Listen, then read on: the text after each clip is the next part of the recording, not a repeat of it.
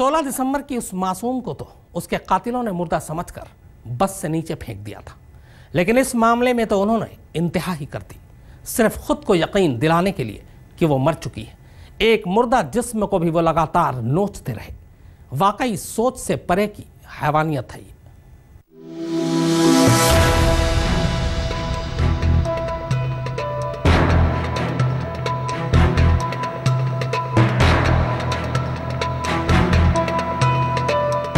इसके साथ जो कुछ हुआ है, अगर इसने किसी से भी ये बात बताई तो हमारा बचना मुश्किल हो जाएगा, इसलिए चलो इसे ही मार देते हैं।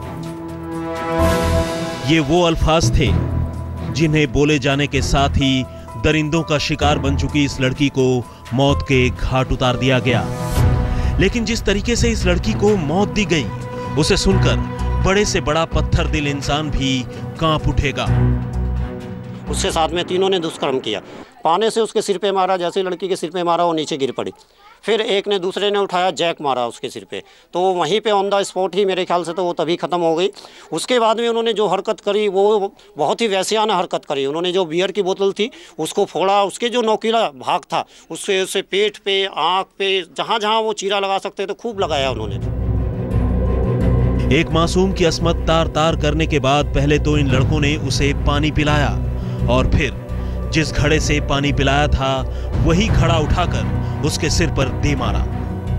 इसके बाद जो कुछ हुआ उसे सुनकर किसी को भी उसकी दर्द की शिद्दत का एहसास होने लगेगा।